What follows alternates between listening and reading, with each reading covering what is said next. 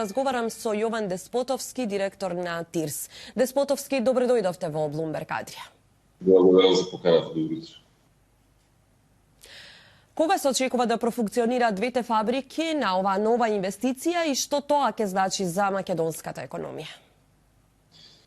Несумнено дека станува збор за најголемата гринфилд инвестиција од самостојувањето на државата, така што ефектите кои што ги очекуваме или веќе се случуваат се несумнено големи.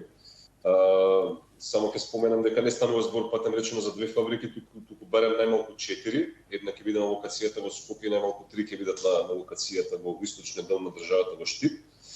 Со Македонија, Северна Македонија дефинитивно се зацврстува на мапата на дестинации, сериозни инвестициски дестинации, со ова покажуваме капацитет да привлечеме повеќе инвестиции над кои што се бројат со стотици милиони евра.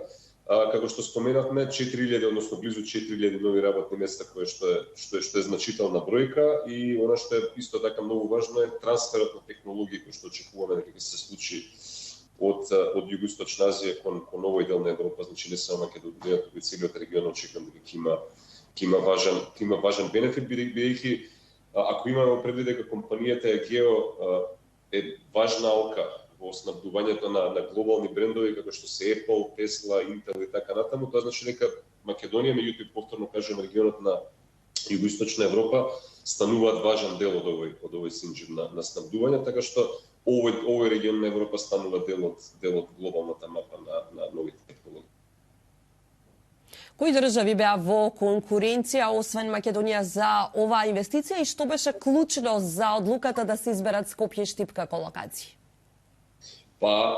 Трката не беше едноставна, бидејќи нормално за инвестиција која што е во висина од над 200 милиони евра, нормално дека и конкуренцијата е доста посериозна, така што Македонија беше овој случај во конкуренција со барем уште две земји од регионот, ќе ги споменам Србија и Хрватска.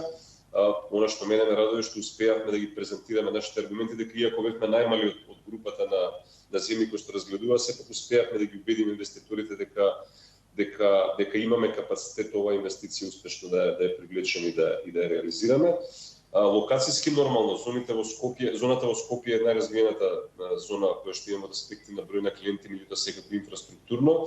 Оно што мене ме радува што инвеститорот го прифати нашиот аргумент дека и зоната во Штип, односно источниот дел на државата е регион кој што нуди сериозен потенцијал.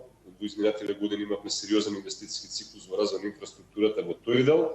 Она што исто така важно е, станува збор за универзитетски центар каде што имаме потенцијал на млади луѓе кои што би биле секако добра регрутна база за самата компанија, бидејќи станува збор за високотехнолошка компанија, така што комбинација на повеќе фактори определија да компанијата ги прифати аргументите и дисперзира, да кажеме, капацитет и ги дисперзира на овие две локации.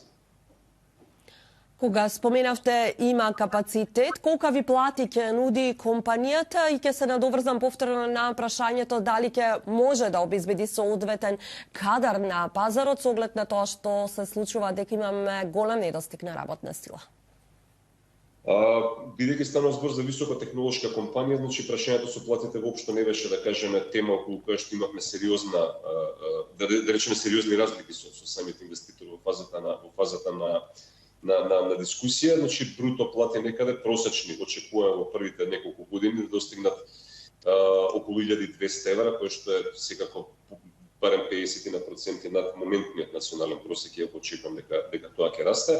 Во однос на прашањето за достапноста на работната сила, меѓу другите, наш аргумент беше и тоа дека Македонија е дел заедно со Србија и со Албанија во моментот, иако очекувам дека останатите земји од регионот ќе се приклучат кон иницијативата Отворен Балкан, која што подразбира, ако меѓу првите работи кои што се случија, подразбира и поедноставен односно поедноставно движење на работната сила меѓу овие држави, така што при нашата презентација на достапноста на работната сила користевме меѓу другото податоци, да кажем, и од бројот на запишани студенти во универзитетите не само во Скопје и во Штип, туку и универзитетите и во Ниш и во Тирана, така што искрено очекувам дека не би имале, односно во конкретниот случај инвеститорот не би имал проблем во однос на обезбедување на потребната високо квалификувана работна сила.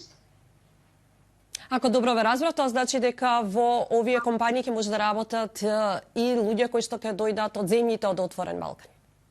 Иницијативата Отворен Балкан тоа го подразбери, повторно кажам, го користиме како аргумент, имајќи предвид дека зборуваме сега не само со овој, него и со неколку други инвеститори од поголем калибар кои што подразбираат отварање на не само на голем број на работни места, туку на работни места кои што подразбираат високо ниво на образование и на вештини.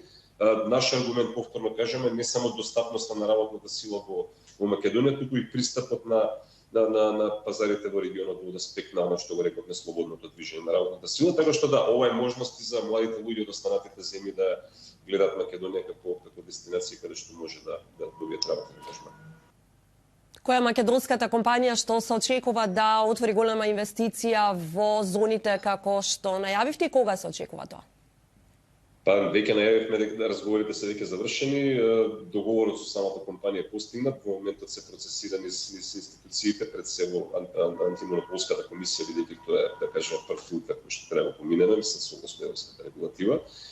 Повеќе детали не би откривал секако, бидејќи станува збор, компанијата котира на локалните берзи, така што станува збор за ценовно чувствителна информација. Меѓутоа, трпение за некаде, рековме, крајот на месец мај, ќе објавиме само името на компанијата, станува збор за договор кој што тежи повеќе десетици милиони евра.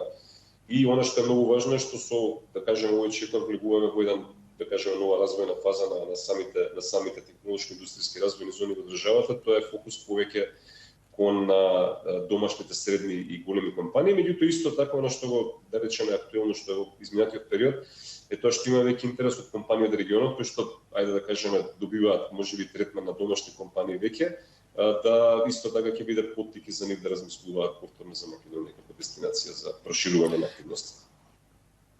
Јован Деспотовски, благодарам што зборувавте за Bloomberg Адија. Благодарам за поканата.